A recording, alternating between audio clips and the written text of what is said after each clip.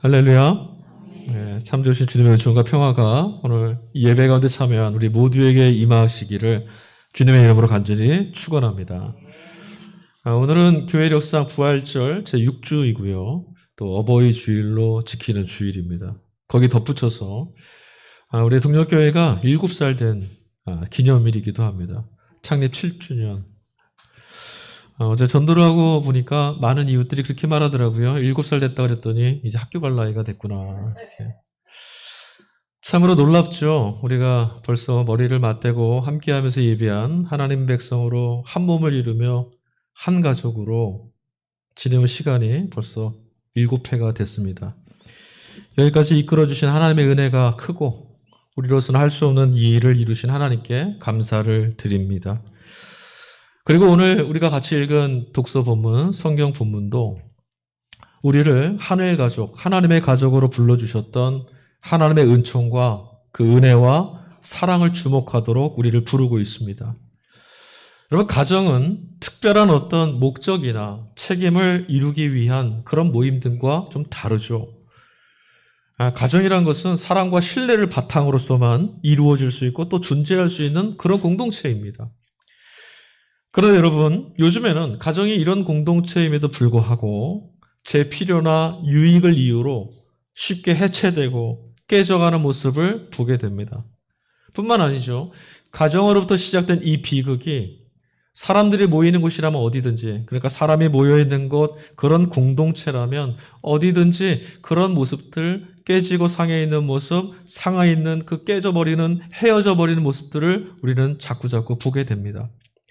문제는 무엇이냐면 이렇게 깨져버리는 가족, 깨져가고 있는 관계, 상해버린 공동체를 해결할 수 있는 뾰족한 해법이 우리 안에 없다라는 거죠. 그래서 여러분, 오늘 우리는 하나님께서 우리에게 제시해 주시는 새로운 대안에 귀를 기울여야 합니다. 여러분, 그 대안이 무엇이죠?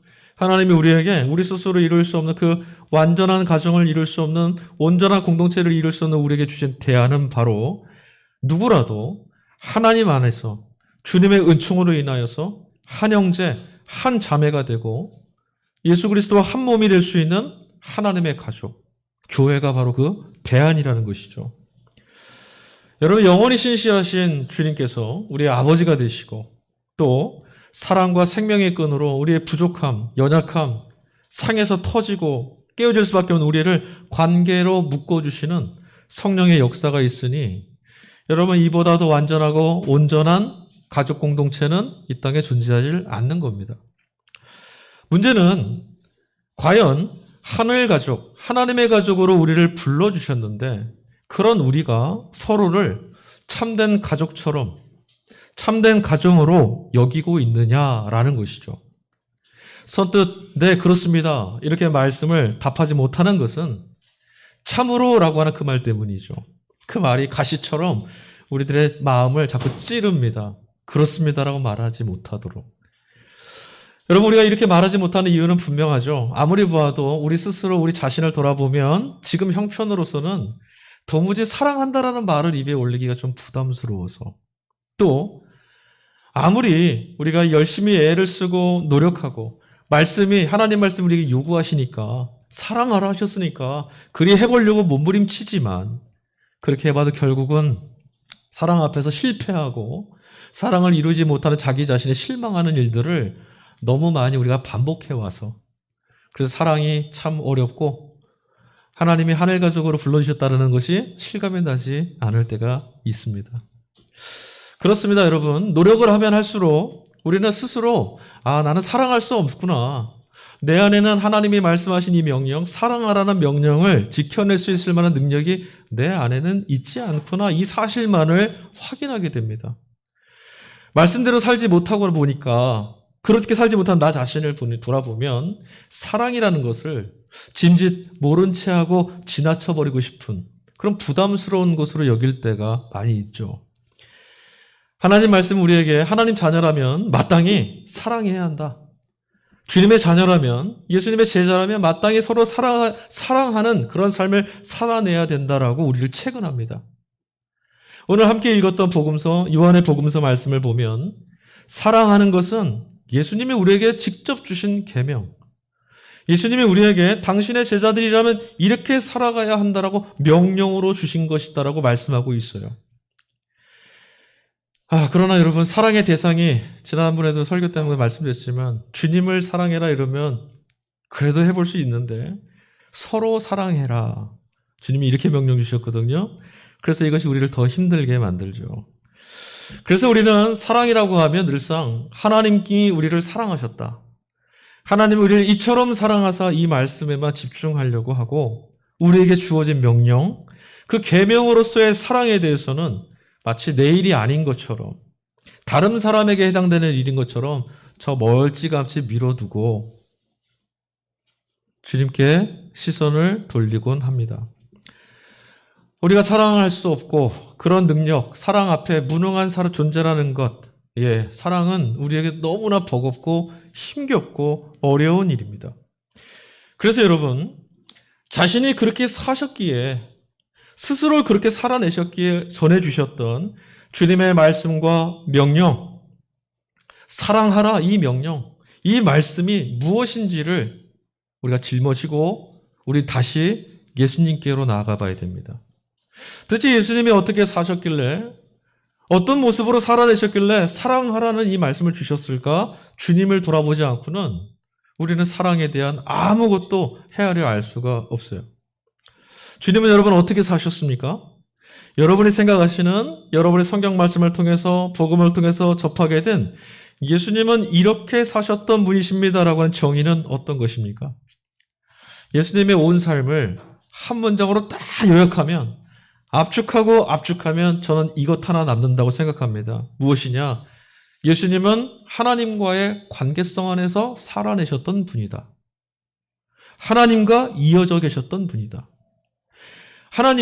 그 하나님 안에서, 그 하나님과 동행할 때만, 하나님이 함께 하신다는 그 연관성 안에, 관계성 안에서만 예수님은 기뻐하셨고 위로도 받으셨고 삶의 의미와 가치도 발견하셨으며 자신에게 주어진 사명도 지켜내실 수 있었던 거예요. 예수님께는 하나님을 제외하고는 아무것도 의미가 없습니다. 예수님의 모든 삶은 하나님이 계시기에, 하나님이 말씀하셨기에, 하나님이 보내셨기에, 하나님이 가라 하셨기에 응답하신 그런 삶이었어요. 그야말로 아무것도 예수님과 하나님 사이의 관계를 방해할 수 없는 온전한 관계 가운데 머무르셨다는 말씀입니다. 여러분, 이 말씀, 하나님과 온전한 관계 가운데 머무르셨다는 이 말씀은 쉽게 말씀드리면 이런 거예요. 먹을 것, 쓸 것, 명예, 돈, 이런 먹고 사는 모든 문제들, 그 어떤 것들도 하나님과의 사이의 그 관계를 삐집고 들어와서 그 사이를 벌려놓을 수가 없었다라는 것. 즉 주님은 그 모든 것들로부터 하나님과 붙들고 있는 이 관계를 지켜내실 수 있을 만큼 자유로우셨다. 이 말씀인 거죠. 여러분, 우리는 어떻습니까? 가족과 같이 있을 때 사랑하는 가족, 사랑하는 자녀, 사랑하는 부모, 그래도 여러분 우리 앞에 당면한 문제가 있을 때는 신경이 날카로워지고 조금 불편하면 좀 저리 가라 이렇게도 말하고, 내가 누구를 위해서 이렇게 하는데 좀 불편해할 때도 있죠. 근데 예수님은 그 어떤 것에도 방해받지 않으셨어요. 그 관계를 지킴에 있어서. 이건 우리가 얼마나 많은 일에 마음과 영혼을 잘 빼앗기는지, 또 얼마나 쉽게 받은 은혜를 상실하고 마는지를 돌아보면 너무나 분명한 차이죠. 예수님은 하나님과의 관계에만 집중하시고 다른 모든 것들로부터 자유로운 삶을 살아내셨다. 그게 바로 예수님이거든요. 여러분, 이 점이 세상에 많은 스스로 구원자다, 스스로 구원이 있다 말하는 수많은 종교와 지도자들, 그 수많은 사람들과 달리 오직 예수님만이 하나님의 아들이실 수 있는 근본적인 이유예요. 하나님과 관계 안에 계신 분은 예수님밖에 없었거든요. 그러니 하나님의 아들이신 거죠. 예수님을 통해서 성경은 우리에게 사랑에 대한 것들을 가르쳐 줍니다.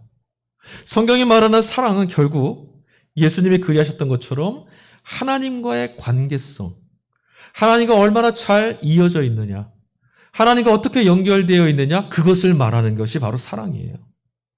오늘 우리가 읽진 않았지만 읽었던 서신서 요한 1서 4장 16절 말씀은 이렇게 쓰여 있습니다. 하나님이 우리를 사랑하시는 사랑을 우리가 알고 믿었노니 하나님은 사랑이시니라. 아멘. 하나님은 사랑이십니다라고 했던 요한의 말은 뒤집어 보면 사랑은 곧 하나님이시다 이런 말이겠죠. 사랑이 하나님이시랍니다. 이게 무슨 뜻일까요, 여러분? 사랑이 우리가 하는 거라 생각했었는데 요한 사도는 사랑이야말로 하나님이시다. 하나님은 사랑이시다. 이렇게 말하고 있어요. 여러분 이 뜻을 잘 헤아려 보실 수 있어야 돼요. 이 말씀은 사랑이라는 것은 하나님께만 속해 있는 것, 하나님에 의해서만 정의될 수 있는 것, 하나님 안에서만 드러날 수 있고 하나님이 아니시면 어디서든 누구에게서라도 드러날 수 없는 것이 바로 사랑이라는 말씀이에요. 그러니까 어딘가에서 우리가 사랑을 발견하고 사랑의 관계를 경험했다면 그것은 하나님이 여기에 계시다는 분명한 증거일 수밖에 없는 거죠. 여러분 사랑이라고 하면 쉽게 우리는 어떻게 하는 것, 어떻게 대해주는 것 이런 행위를 생각하게 됩니다. 그렇죠? 사랑하자, 사랑받고 있느냐, 어떻게 했었느냐, 저 사람이 저 사람을 사랑하는데 어떻게 행하였더냐 우리는 행위를 생각합니다. 어떻게 할 것이냐. 그래서 여러분 사랑이 도대체 무엇인가라고 하는 질문을 우리는 하지 않아요. 사랑이란 말을 듣자마자 지레 무엇을 해야만 한다고 하는 명령이나 그럼에도 불구하고 잘 할 수 없는 그런 부담으로 우리 생각하려고 합니다. 다시 말씀드리지만 분명한 것은 성경은 사랑을 뭐뭐 하는 것이라고 하는 행위로 정의되지 않아요. 성경이 말씀하고 있는 사랑은 무엇과 무엇의 관계를 말하는 겁니다. 우리로 말하면 사이. 하나님과 우리 사이의 사랑. 그렇게 말하면 하나님과 우리 사이는 어떠한가? 이 말씀이거든요. 여러분 남녀간이나 부모 자식 간에 애정 가득한 행동이 나타나면 우리 사랑한다라고 말하잖아요. 그들 안에서 이런 애정 가득한 행위가 드러날 수 있었던 근거가 뭐냐면 그 관계예요. 그 관계를 사랑이다라고 말하는 거라는 거죠. 부모 자식 간의 관계가 없는데 부모 자식 간에 그런 애정이 나타날 수가 없어요. 그게 어떻게 가능했느냐? 그 관계가 무엇이냐? 그 사이가 어떠하느냐라고 말할 때 사랑이라고 성경은 말한다라는 거죠. 그러니 하나님과 우리 사이, 성경은 뭐라고 말하는 거라고요? 하나님과 우리 사이는 사랑의 사이이다 이야기하는 거예요. 그러고 보면 여러분 사랑이라는 것은 애당초에 명령이 될 수 없어요. 사랑해라 계명도 될 수 없습니다. 그렇지 않습니까? 여러분 제가 여러분에게 옆에 있는 누군가를 아니면 여러분의 일상에서 여러분을 불편하게 했던 누군가를 사랑하십시오. 이건 명령입니다. 말씀드리면 어떻게 하시겠어요? 명령을 받았으니 지켜내보려고 애를 쓴다고 해도 거부할 수는 없다고 해도 그런 척하고 있어도 내 안에 저 사람과 사랑의 관계 안에 있다라고 하는 공감이나 그런 마음이 일어나지 않는다라면 제 아무리 애를 쓰고 노력을 해도 그걸 사랑이라고 할 수는 없겠죠? 그렇지 않습니까? 남녀가 있습니다. 근데 말하는 거죠. 당신과 당신은 이제 서로 사랑하십시오. 사랑하는 사이가 돼야 됩니다. 사랑하십시오. 말했어요. 그걸 명령하면 그냥 그때부터 사랑이 되는 걸까요? 안 됩니다. 사랑은 하나님과의 바르고 온전한 관계를 뜻하는 것이기 때문에 그렇습니다. 오히려 우리가 사랑을 해내보겠다라고 애를 쓰고 열심을 낼수록 어떤 일을 우리가 경험하게 되냐면 사랑하는 척하는 위선이나 가식에 떨어지기가 쉬워요. 그래서 우리 교회 안에서 우리 함께 나누는 사랑합니다라는 고백은 한 주간 정말 속으로 그리스도 안에서 잘 자리매김하고 우리가 내뱉어야 돼요. 그럴 때 있지 않습니까? 저는 그렇게 찔려올 때가 있어요. 사랑합니다고 말했는데 제 안에서 정말 그러하냐? 사랑을 실천하려고 하면 할수록 자꾸만 실망하게 되고 자꾸 허무로 떨어지는 이유가 바로 여기 있어요. 그런데 예수님께서는 우리가 오늘 복음서 말씀을 읽었는데 주님은 분명히 사랑해라, 서로 사랑해라 이것을 계명이라고 하셨고 당신의 자녀들은 마땅히 따라야 될 명령이라고까지 말씀하셨죠.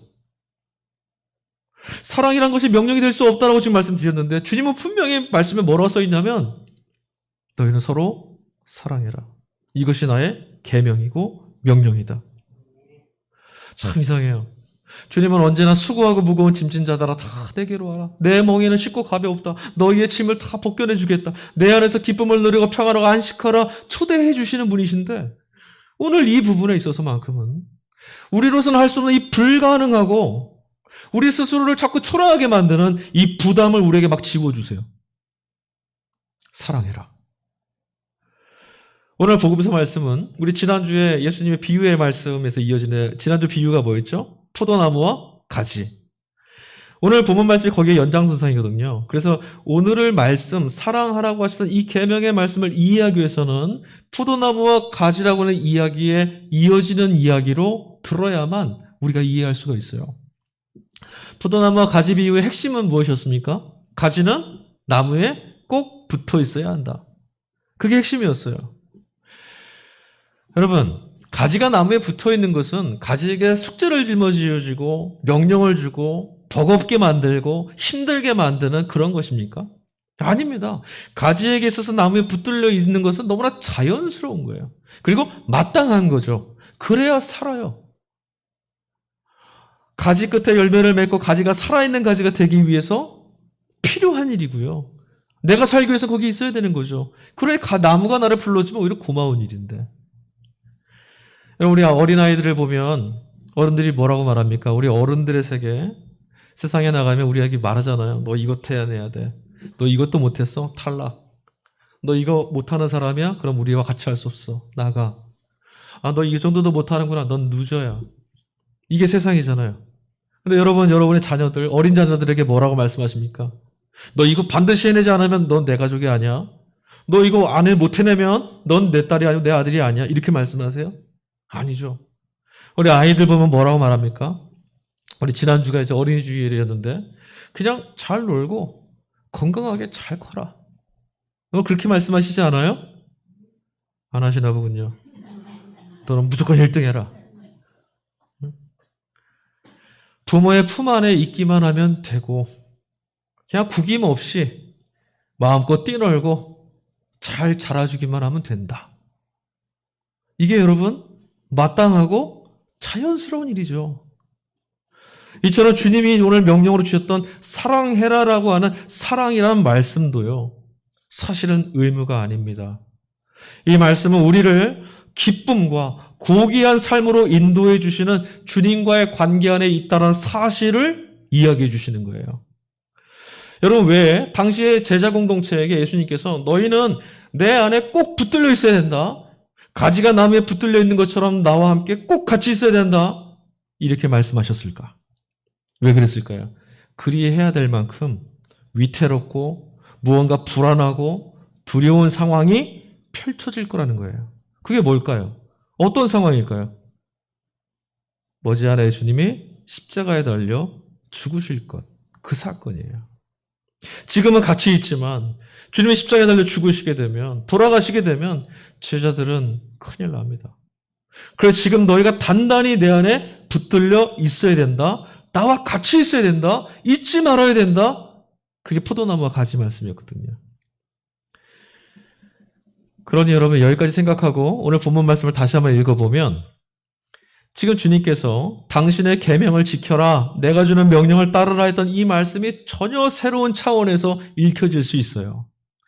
여러분 참된 사랑의 실천, 우리가 지켜내야만 하는 것, 우리가 사랑해내야만 한다는 그런 것으로 우리가 받아들이게 된다면 질문 드리겠습니다.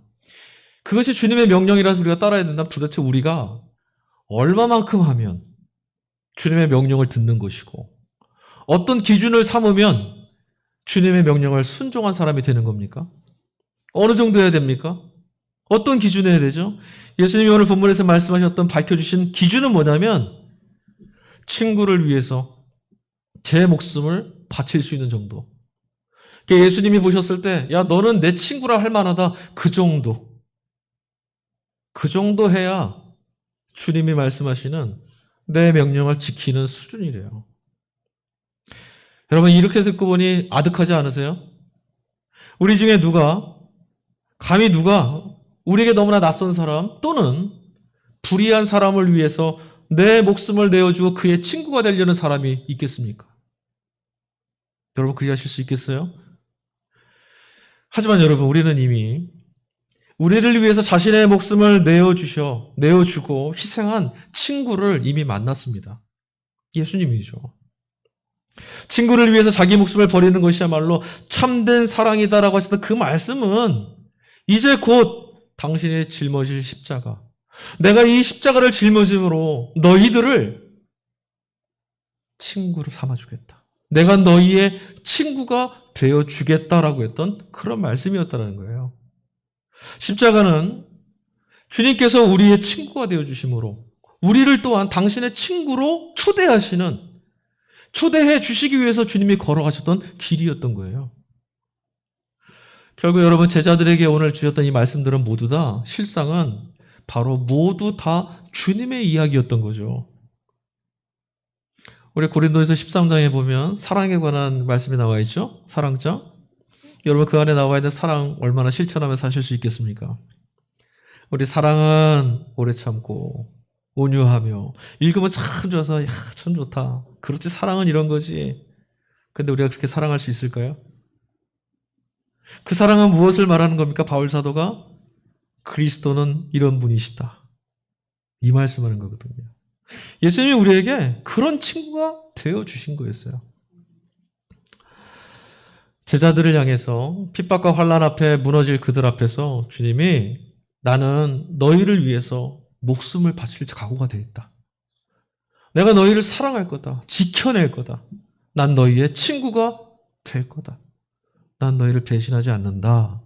이런 당신의 각오, 당신의 약속을 전해주신 거예요. 주님께서 목숨을 버려서 친구가 되어주셔서 이제야 비로소 제자들이 주님의 친구가 될 수 있었어요. 제자들은 어떤 사람들이었습니까? 주님이 하신 말씀 하나도 지키지 못했던 사람들이에요. 두렵고 무서워서 주저앉고 배신하고 등 돌렸던 사람들. 근데 그들을 주님이 어떻게 만드셨어요? 주님의 친구고 되게 하셨다는 거예요. 본인이 친구가 되어주심으로. 그런데 여러분, 더욱 놀라운 일이 있습니다. 무엇이 더욱 놀라운 일이냐? 그 친구 안에 이제 우리도 포함되어 있다는 거예요. 서로 사랑함으로 주님의 계명을 지켜라 하셨던 이 말씀은 주님이 우리를 그렇게 사랑하셨다라는 것과 또한 주님으로부터 그런 사랑을 받는 관계 안에서 주님이 우리를 사랑하시고 우리는 그 사랑을 받는 관계 안에 있다라는 것, 그것을 삶의 방식으로 삼으며 살으라는 주님의 초대인 거예요. 주님과 친구가 될 수 있었던 것이 여러분, 말씀드렸습니다. 우리가 뭔가 전적으로 노력을 하고 애를 쓰고 수고하여서 지켜내어서 이 정도 했으니 주님의 친구가 되었다, 이것이 아니라 전적으로 주님의 은총, 네가 그런 수준이어도 괜찮다, 나는 네 친구가 될 거다라고 했던 그 은총의 덕이었다라는 걸 여러분 기억하셔야 됩니다. 요한복음 오늘 읽은 본문 15장 11절 말씀입니다. 내가 이것을 너희에게 이름은 내 기쁨이 너희 안에 있어서 너희 기쁨을 충만하게 하려 함이라. 아멘. 주님께서 지금 우리의 친구가 되어주신, 또 우리를 당신의 친구로 불러주신 목적이 뭐라고요? 충만한 기쁨을 누리게 하려고. 여러분, 하나님의 계명인 사랑, 그 사랑 안에 예수님께서 거하셨어요. 그래서 주님이 무엇을 누리셨느냐? 아버지 안에 거하는 기쁨을 누리셨어요. 그것처럼 우리도 주님의 계명의 사랑 안에 거함으로 주님께서 경험하셨던 하나님만이 주실 수 있는 그 충만한 기쁨을 너희도 누리고 그 기쁨 안에 살아라, 그걸 바라셨던 것이죠. 그게 주님이 우리를 부르신 이유예요. 야, 하나님 아버지와 동행하는 삶이 이렇게 기쁜 것이다, 이렇게 회복된 것이다, 너희도 이 기쁨을 누리며 살아라. 참되고 결핍되지 않은 진짜 기쁨이라는 것은 여러분, 충만한 기쁨이라는 것은 오직 주님과의 바른 관계 안에서만 경험할 수 있다는 것을 오늘 우리는 예수님께 듣게 되는 겁니다. 세상에서 우리가 경험한, 들어왔던, 또 추구했던 기쁨이라는 것은 진짜 기쁨이 아닙니다. 충만하지 않습니다. 그래서 고갈됩니다. 충만하지 않아서 금방 갈증이 나고요. 충만하지 않아서 우리 오히려 그것 때문에 더 마음이 아파질 때도 있습니다. 복음 이전에, 그러니까 예수님이 이 땅에 우리 가운데 오시기 이전까지 여러분, 우리는 하나님과 어떤 관계에 있었을까요? 여러분, 하나님, 예수님을 아시기 전에, 예수님 믿기 이전에 하나님 앞에 여러분, 우리는 어떤 존재였습니까? 여러분, 우리는 모두 다 감당할 수 없는 율법의 무거운 짐을 짊어지고 그 무거운 짐 때문에 그것을 이행할 수 없어서 하나님 앞에 죄인으로 하나님을 두려워하는 그런 종처럼 살았어요. 그렇죠? 하나님 앞에 쓰려고 그러면 하나님 말씀을 난 다 못 지키고 어긴 죄인인데 어떻게 하면 좋지? 이 두려움. 이 두려움을 갖는 것이 누구라고요? 종이라고 주님 말씀하십니다. 말씀과 명령이 늘 무겁고 힘들고 꺼려지는 것처럼 들렸어요. 하나님과의 사랑의 관계 안에 있다라는 것. 하나님 우리를 이처럼 사랑하신다 그 사랑 관계 안에 있어야 될 우리인데 하나님 말씀을 못 지켜냈다라고 하는 이 절망감, 낙담, 그리고 나는 이런 것밖에 못했어라는 정죄감. 그래서 결국 하나님의 낯을 피해야 되는 그런 신세로 전락하고 만 거죠. 말씀과 명령을 기쁨과 감사로 이끄시는 초대가 아니라 무언가를 해내고 지켜야만 한다는 무거운 숙제나 짐으로 여긴 결과 여러분 주님으로 인해서 우리가 친구가 됐고 하나님의 자녀가 되었다는 사실은 까마득하게 잊은 채 내가 주님의 친구가 되려고 내가 하나님의 자녀가 되려고 애쓰는 몸부림에 우리 서게 되는 겁니다. 사랑은요 여러분 의지나 결단만 가지고 될 수 있는 것이 아닙니다. 그렇죠? 내가 오늘부터 사랑하는 사람이 돼야지. 우리 얼마나 많이 해봤습니까? 성경 말씀을 듣고 성경을 읽을 때마다 사랑하라는 주님의 말씀을 들을 때마다 그래 내가 이제부터 정말 사랑하는 자가 되어봐야지. 우리 얼마나 각오해봤습니까? 그러나 말씀드렸죠. 사랑은 오직 하나님께만 속한 전적으로 하나님께만 있는 능력이기 때문에 여러분 우리는 실제로는 사랑을 실천할 수 없다라는 사실을 겸허하고 통렬하게 인식하고 하나님 앞에 고백하는 일부터 해야 됩니다. 주님의 이런 관계가 마땅하다 하셨는데 주님 우리는 이럴 수 없는 존재입니다. 그래서 우리들에게는 하나님의 사랑이 먼저 부어져야만 하고 하나님의 사랑이 무엇인지가 경험돼야 됩니다. 그런 관계 안에 들어가 있어야 된다는 거예요. 하나님과 내가 그냥 무언가 숭상하고 숭배하는 어떤 신, 저 멀리에 있는 어떤 대상이 아니라 하나님과 나는 관계 안에 있구나. 하나님이 나와 함께 계시고 나는 하나님 안에 거하고 있구나. 내가 하나님으로부터 사랑을 받고 있다는 것을 여러분 우리는 주님을 통해서 배워야 되는 거예요. 주님이 그렇게 사셨잖아요. 그것이 우리가 할 수 있는 최선입니다. 그리고 신앙은 바로 그것을 우리에게 가르쳐주는 길이에요. 하나님의 사랑을 받는 소중한 존재구나.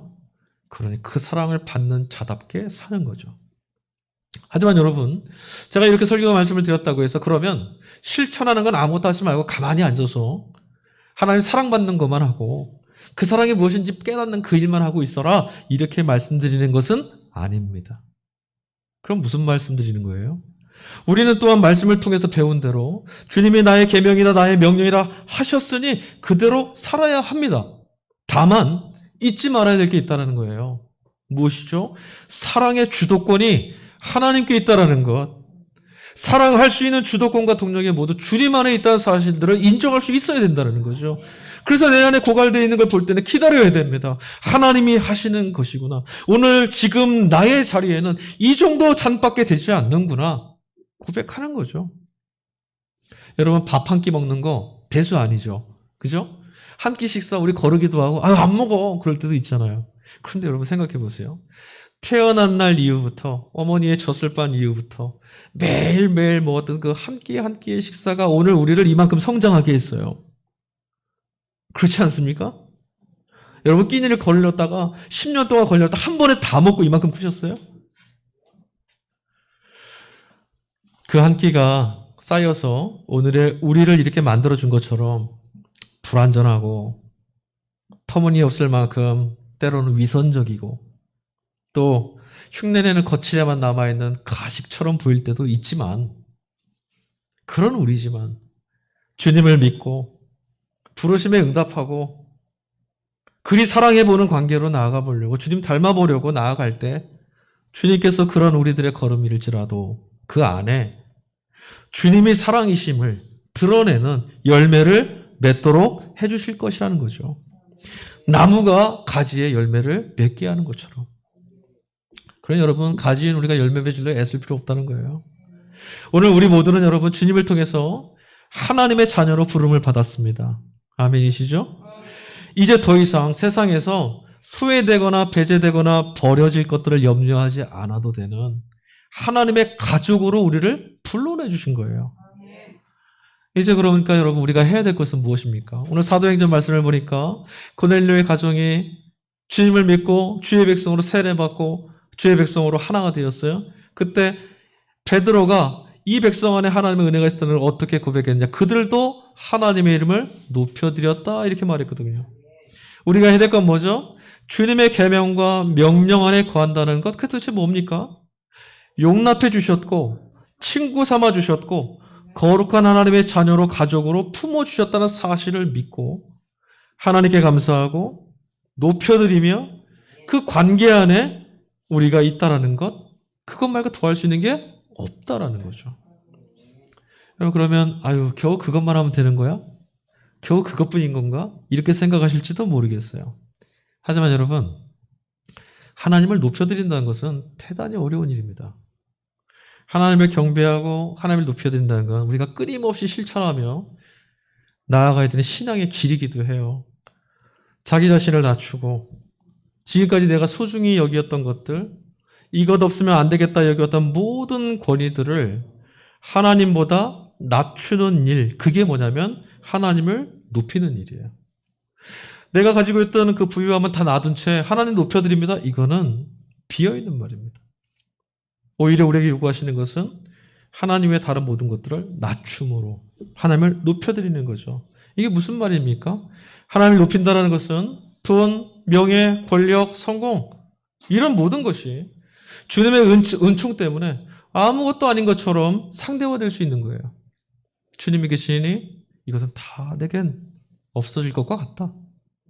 예수님이 하나님의 계명 안에 거하셨던 것처럼 전적으로 주님만 의존하며 살아가는 실천, 이게 뭐냐면 하나님을 높여드리는 것이죠.